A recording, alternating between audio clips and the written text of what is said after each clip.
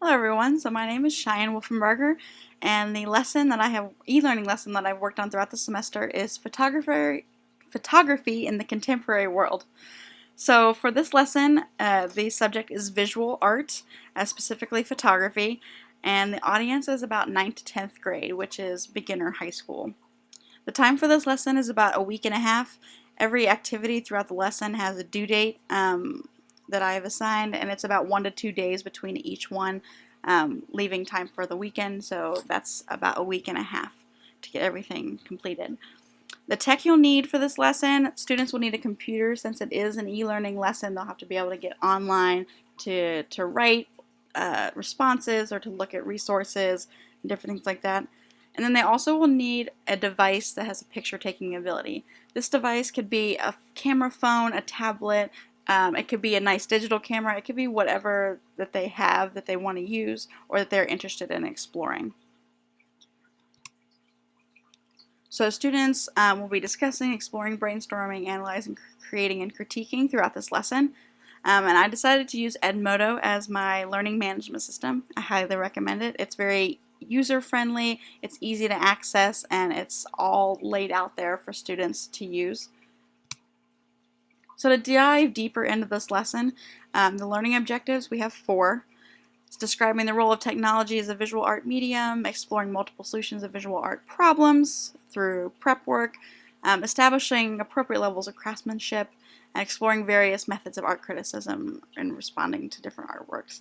So all 4 of these objectives are based upon the Ohio Visual Arts Standards, and they are all written with Bloom's taxonomy to keep it all nice and consistent and really dive deep into how students are understanding this type of learning and the objectives. So for prerequisite knowledge, students need to know how to take a picture, which in the visual world that we live in, that probably will not be a problem at all for most students, especially at this older age.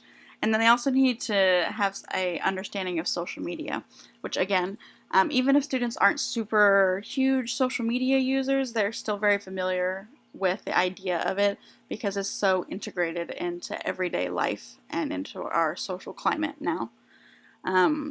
But for this lesson, I decided to use the 5E instructional model. So I'm engaging students with this topic by bringing in this idea of photography and visual culture and social media especially, which is not often included in our schoolwork. So with that, that'll engage students. And for the next E, it'll be exploring artists. So we're going to explore 15 artists that were young artists in 2018 who were on this top successful list of Instagram artists.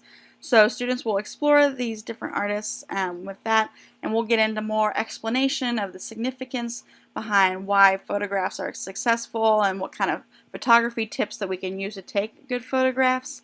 And we're going to elaborate on that by taking our own meaningful photos and getting into like what makes them great and thinking about that and doing a final iteration at a photograph and thinking about what was good about them, what could be improved, and critiquing them and kind of giving ourselves an evaluation. So those are the 5 E's of my instructional model that I was kind of going about. But to dive deeper into the actual lesson itself, so here is the Edmodo page. So we're going to scroll down here all the way to the bottom. Everything is in chronological order. So the first activity that students will use is exploring the Instagram photographers.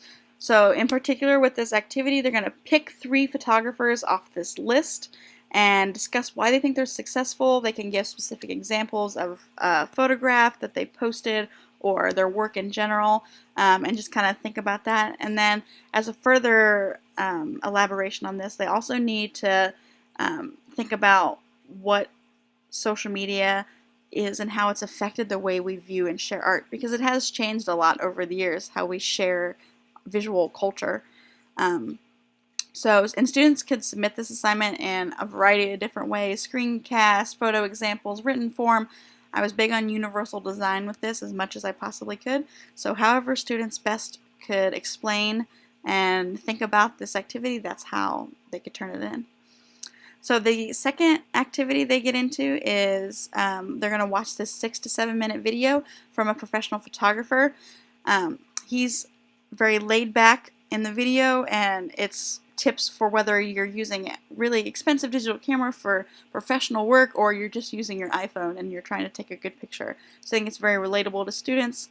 They can watch this video and get a couple tips on how to take good photographs as they're getting ready to do this themselves. And then they just have to do a quick comment on this post to some ideas that they could do for the photograph.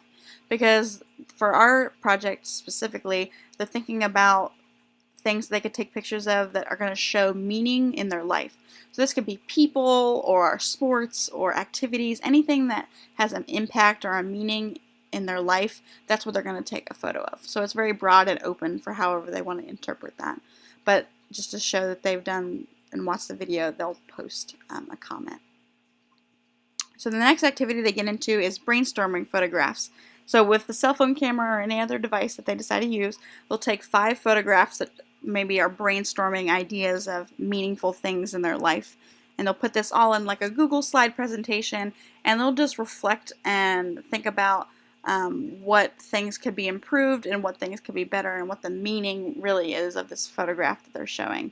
And they will post that here, and students will get formative feedback from other students because everybody has to leave a comment on one or more of somebody else's photos about what's working and what's not working, and I think they could have some improvement.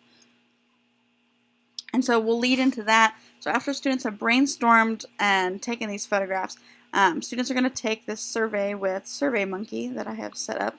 So this is a quick ranking system on different parts of a photograph. So craftsmanship, emotion, subject, different things. So students are going to rank what they think is most important to least important in a photograph, and they're going to use that survey result that I will post to give feedback in the very final photo, which we're leading into right now. So students will post a final photograph of their work, and they'll post that here on the site, and then they'll comment at least one positive and one improvement based upon the survey results that they give. So the things that are most important they felt like were in a photograph, that's what they're going to kind of think about when they're giving feedback to their peers. So that way it's a little bit of a guided thing. And they'll do that with 3 classmates. And then they will self-evaluate themselves at the end about 2 to 3 things they thought that went well and 2 to 3 things they thought could be different. And that could be anything from like particular things about photography techniques all the way to like their work ethic or different things like that throughout the process of this. But I really enjoyed this lesson, and if I were going to elaborate and improve upon this, I think I would go back in and put teacher examples, and I would have screencast videos of myself using possible editing tools for photos or different things like that to give myself a presence on this online platform with the students. But other than that, I think that's about it. Thanks for listening.